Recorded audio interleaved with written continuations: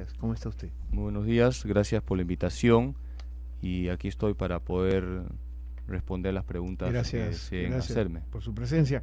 ¿De qué congregación es usted? Bueno, soy sacerdote diocesano porque el seminario es el lugar donde se forman los futuros sacerdotes de la Arquidiócesis de Lima. Es un seminario que fue fundado por Santo Toribio de Mogrovejo, nada menos. ¿Hay alguna diferencia entre ser sacerdote diocesano y otra? Claro, hay dos tipos de sacerdotes. El sacerdote diocesano y el sacerdote religioso. Los dos sacerdotes celebran la misa, confiesan, bautizan, predican. El sacerdote diocesano depende directamente del obispo de la diócesis, por eso sacerdote diocesano. Y el sacerdote religioso depende de su superior, porque el sacerdote religioso forma parte de una congregación religiosa, efectivamente. En el momento actual, en el seminario de Santo Toribio, hay 56 jóvenes que se están preparando para ser sacerdotes. 56 jóvenes, muy bien. A usted, me imagino, padre Carlos Rosell, le impactó la noticia ayer cuando se dio a conocer la renuncia del Papa, de Benedicto XVI, porque era algo que seguramente al interior de la Santa Sede seguramente se ha discutido, ¿no? El Papa no creo que haya tomado una decisión de última hora, sino considerando la responsabilidad que tiene como líder de la Iglesia, de haberlo conversado con sus más cercanos colaboradores para determinar y tomar esta decisión. Pero para ustedes, los sacerdotes católicos, diocesanos o no, esta noticia evidentemente tuvo su impacto, ¿no?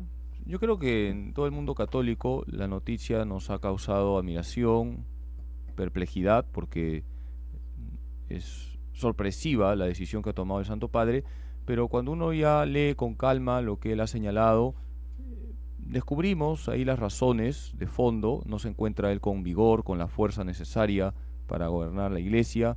Manifiesta de esa manera también una profunda humildad, de reconocer sus limitaciones, y lo que tenemos que hacer en este momento es acompañarle con nuestra oración y rezar por el futuro Papa. Eso es lo importante.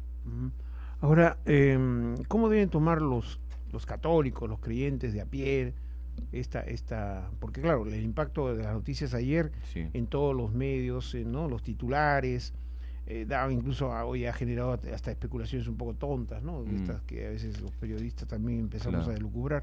Pero, ¿cómo debe tomarlo la Grey, digamos el católico de a pie? Muy buena pregunta. Hay que decir que la Iglesia no queda en el desgobierno, ni está en el vacío, porque la Iglesia viene de Jesucristo. Jesucristo es en definitiva quien sostiene a la Iglesia. Están también ahí los obispos, quienes gobiernan sus iglesias particulares, por lo tanto no hay un desgobierno. Y lo que tenemos que ver es este acontecimiento desde la fe. La fe me dice que el Papa es el vicario de Cristo en la tierra, pero en definitiva quien sostiene la Iglesia es el Señor, y Él la está iluminando con el Espíritu Santo, y la Iglesia ha pasado por momentos más difíciles. Ha habido momentos en la historia donde han habido crisis muy profundas dentro de la Iglesia, y porque la Iglesia viene de Cristo, ha salido siempre adelante. Ahora, ya que usted menciona la serie de problemas que se han suscitado justamente en el pontificado de Benedicto XVI, se presentaron una serie de denuncias, ¿no? Que él incluso las ha asumido, incluso llegó un momento a pedir perdón en nombre de la Iglesia por los actos que habrían cometido algunos de sus integrantes. Pero eso, ¿cuánto ha lesionado la integridad de una fe y de una religión como es la católica, apostólica y romana?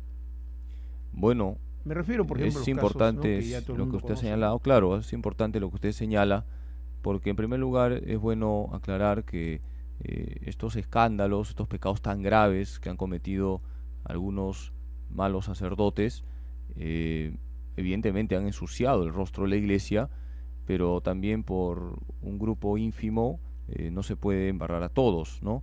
Entonces, en primer lugar, eso es bueno aclararlo, ¿no? La gran mayoría de sacerdotes está trabajando por el reino de Dios, está sirviendo a la Iglesia, están sirviendo a los pobres, y es importante distinguir eso. Por otro lado, el Papa ha tenido la valentía, la fortaleza de asumir este problema y dar las medidas necesarias para que nunca más se vuelvan a cometer estos pecados tan graves. Él evidentemente se ha gastado en este tema, ha sido enérgico, no le ha temblado la mano en dar medidas, y pues eso evidentemente también consume por dentro. En el derecho canónico hay también, me imagino, sanciones, se aplican como si fuera la justicia Sí, terrenal, por ¿no? supuesto, hay sanciones y sanciones bastante fuertes, sobre todo para aquellos que tienen grandes responsabilidades en la iglesia. Un sacerdote, por ejemplo, que comete un pecado grave utilizando su ministerio, tiene penas bastante grandes. Por ejemplo, que Por ejemplo, es incluso puede llegar a la excomulgado. excomunión, puede llegar, en el caso de pecados ya escandalosos, eh, está previsto, por ejemplo, que si un sacerdote viola el sigilo sacramental, queda excomulgado en ese momento, por Ujú, poner un caso, ¿no? Y también temas de escándalos de tipo sexual están penados fuertemente por la iglesia. ujú. La Iglesia Católica en nuestro país, ¿usted cómo la siente? ¿Cohesionada? ¿Que ha perdido por momentos algunos feligreses? Porque hay una fuerza pues bastante notoria de los evangélicos, ¿no? Que Yo le voy a permanentemente están en promoción. compartir lo que he vivido hace algunas semanas, voy a compartir Ujú. esto. Hemos estado de misiones en el seminario de Santo Toribio, nos hemos ido al Cerro San Cristóbal, a Barrios Altos, a una zona del RIMAC, también en la parroquia Natividad. Hemos estado ahí visitando casas.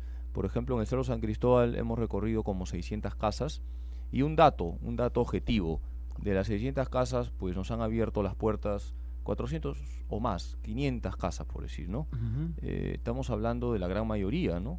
Que nos han abierto las puertas, que han querido la bendición, que han querido una palabra de aliento, que se les predique la palabra de Dios. Por lo tanto, encontramos una sed de Dios en el pueblo, una sed de Dios, y la iglesia está para saciar esa sed de Dios. Ujú. Es verdad que hay comunidades que han crecido, no católicas, pero aún la gran mayoría de la población sigue siendo católica, y ese es el reto, ¿no? El reto de los sacerdotes, el reto de los hombres encargados de predicar la palabra de Dios, de llevar los sacramentos, de dar un buen testimonio y de acercar a la gente hacia Cristo y hacia la iglesia. Algunos sacerdotes y también algunos jerarcas de iglesia, que pueden ser cardenales, arzobispos, obispos, muchas veces lo hemos escuchado en sus homilías reclamar tal vez una mayor entrega, no solo del sacerdote, sino una mayor aproximación hacia los fieles, porque a veces como que se siente, no solo me imagino que en la Iglesia Católica, en otras también, ¿no? En otros credos,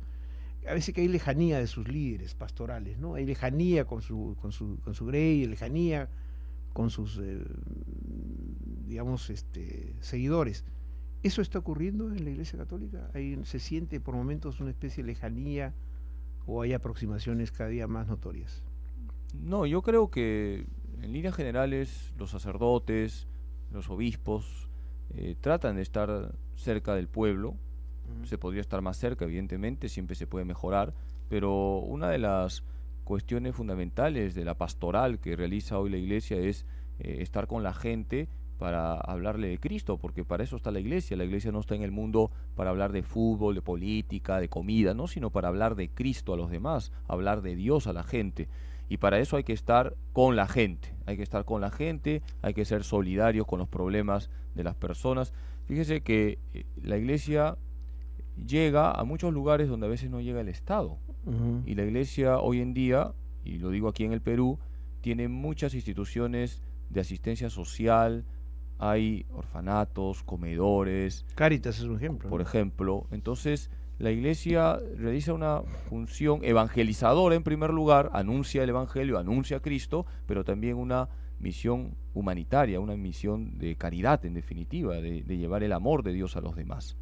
La otra vez leía que de 5 camas que hay en los hospitales del mundo, una cama está atendida por la iglesia. Eso es un Ujú. indicativo muy importante.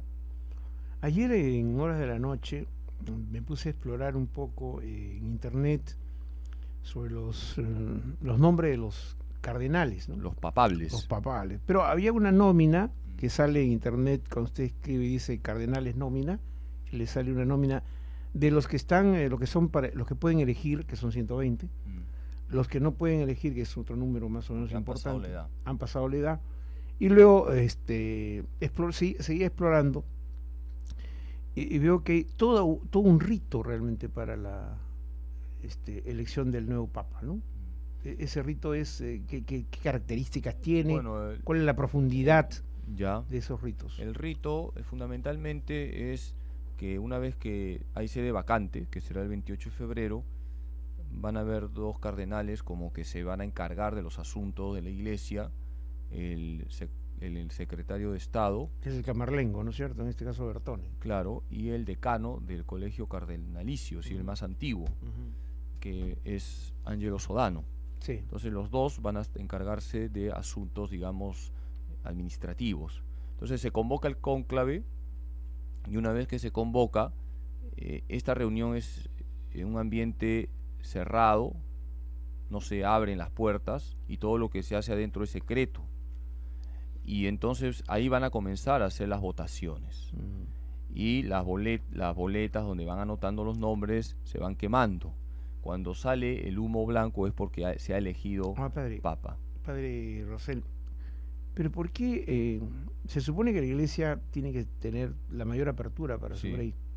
¿Por qué todavía hay esos secretismos? Porque hay esas cosas tan cerradas, tan herméticas. Yo no diría secretismo, sino que se tiene que tener un ambiente de recogimiento, un ambiente donde puedan reflexionar, porque no solamente es cuestión de que estén encerrados, sino que están también, tienen sus habitaciones, tienen espacios para la oración. Entonces, ellos tienen la gracia de Estado para hacer la elección, ¿no? Son los cardenales, todos ellos obispos.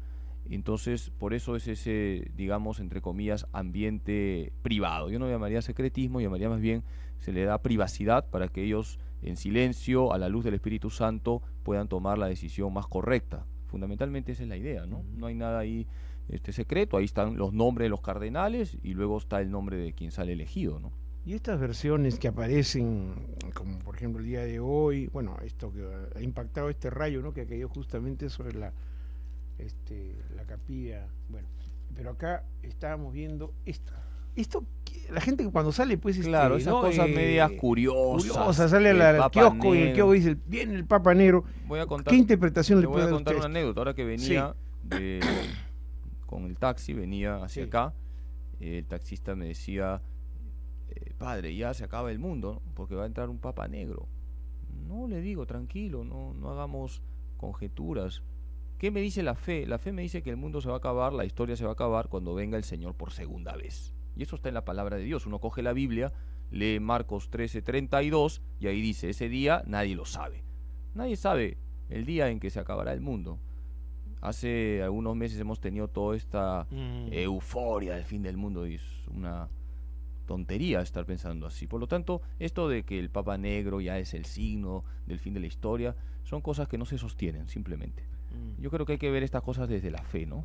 Ayer también explorando internet estaba viendo, porque habían llamadas, ¿no? Después de ver lo de los papas, decía papas tumbas, decía, ¿no? Entonces también ingresé para ver un poco y vi en unas imágenes filmadas dentro del Vaticano cuando se llevó a cabo la exhumación del cuerpo de Juan Pablo II para su beatificación.